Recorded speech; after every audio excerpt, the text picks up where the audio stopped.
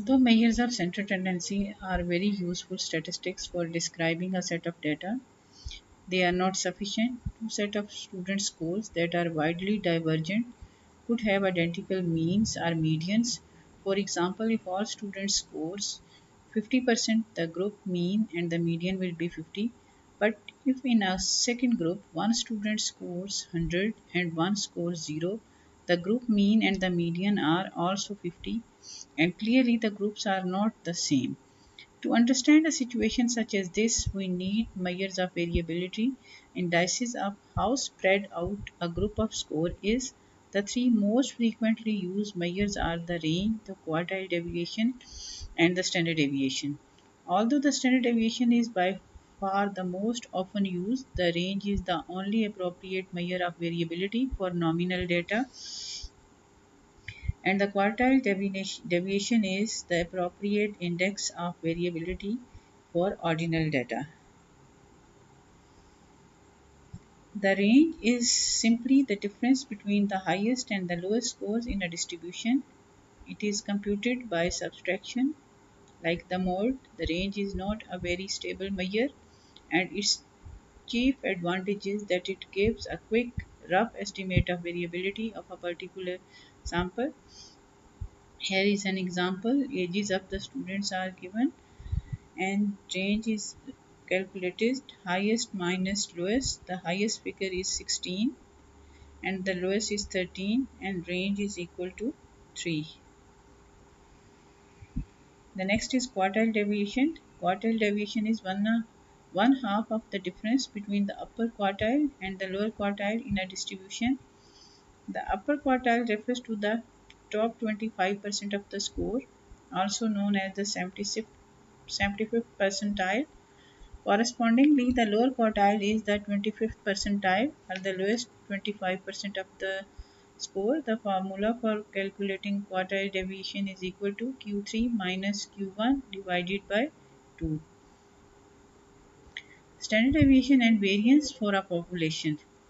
Population variance equals the mean square deviation. Variance is the average square distance from the mean. Variance is defined as the amount of spread among scores. If the variance is small, the scores are close together. If it is large, the scores are more spread out. The standard deviation is the most commonly used and the most important measures of variability. Standard deviation uses the mean of the distribution as a reference point and measures variability by considering the distance between each scores and the mean. How to calculate? The first step in finding the standard distance from the mean is to determine the deviation or distance from the mean for each individual score. By definition, the deviation for each score is the difference between the scores and the mean.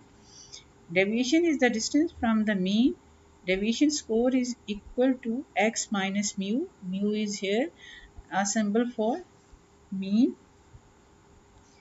Example, for a distribution of a score with mu is equal to 50, if your score is x is equal to 53, then your deviation score is x minus mu is equal to 53 minus 50 is equal to 3. If your score is x is equal to 45, then your deviation score is x minus mu is equal to 45 minus 50 is equal to minus 5. There are two parts to a deviation score, the sign plus or minus and the numbers. The sign tells the direction from the mean, that is, whether the score is located above or below the mean. Step 2. Because our goal is to compute a measures of the standard distance from the mean, the obvious next step is to calculate the means of the deviation scores. To compute this mean, you first add up the deviation scores and then divide it by n. This process is demonstrated in the following example. Because sum of the deviation is always 0, the mean of the deviation is also 0 and is of no value as a measure of variability. Here is the example. We start with the following set of n is equal to 4 score. These scores add up to sigma x is equal to 12. So the mean is 12 by 4 is equal to 3. For each scores we have computed the deviation And when we sum up all these deviations, it becomes 0. It means x sigma x minus mu is equal to 0. The average of the deviation scores does not work as a measure of variability because it is always 0. Clearly, this problem results from the positive and negative values cancelling each other out. The solution is to get rid of the signs. The standard procedures for accomplishing this is to square each deviation score. Using these squared values, you then compute the mean square deviation, which is called variance. Here is an example. Here are the three columns. Score x 19587. Deviation x minus mu is minus 5, 3, minus 1, 2 and 1. Then we square these deviations, become 25, 9, 1, 4 and 1, and the sum of the square deviation is equal to 40. Step 4. Remember that our goal is to compute a means of the standard distance from the mean. Variance, which measures the average square distance from the mean, is not exactly what we want. The final simply we takes the square root of the variance to obtain the standard deviation, which measures the standard distance from the mean. Standard deviation is the square root of the variance and provides a measure of the standard or average distance from the mean. Standard deviation is equal to under root variance. Here is the pictorial form of the whole process. Find the deviation distance from the mean for each scores. Add the deviation and compute the average. The value is shown is always 0, so it's a dead end. So no further computations can be taken. In order to avoid this situation, we squared the each deviation value. Find the average of the square deviation called variance. Take the square root of all the variance, and that is the standard deviation. Here is an example how to calculate the standard deviation.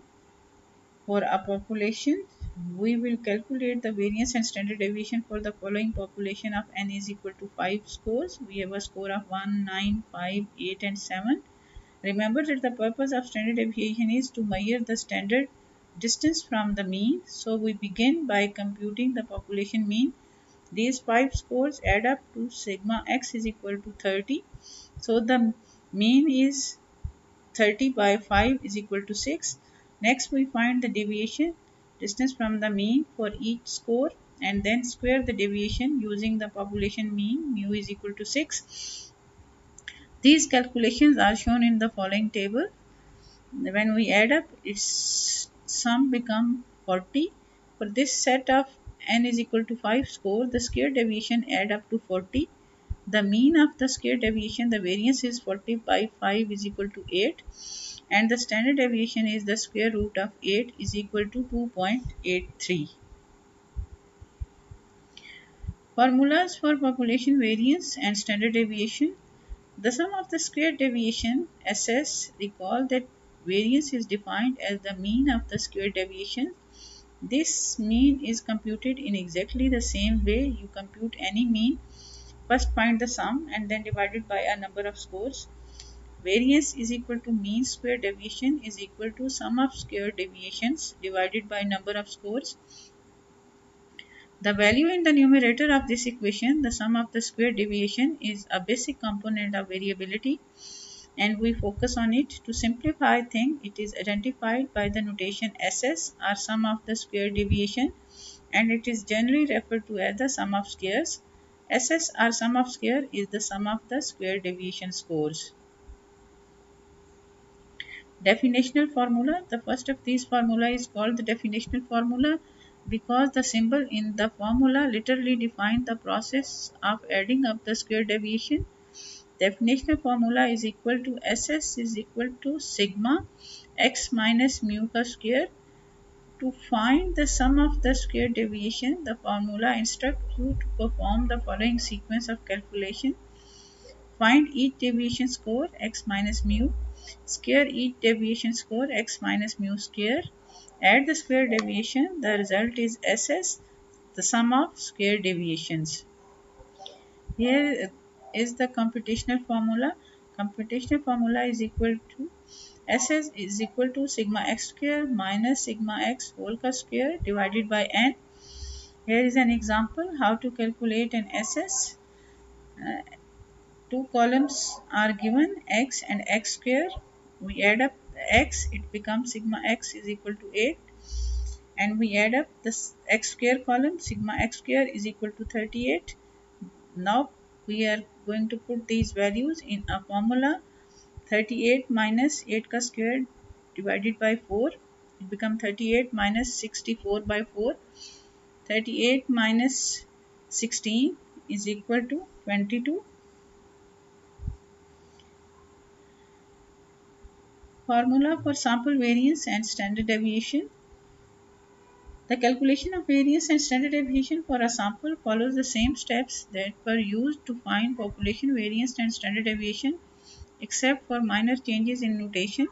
The first three steps in this process are exactly the same for a sample as they were for population. That is, calculating the sum of square deviation SS is the same for a sample as it is for a population. The changes in notation involves using m for the sample mean instead of mu, and using n small n instead of capital N for the number of scores.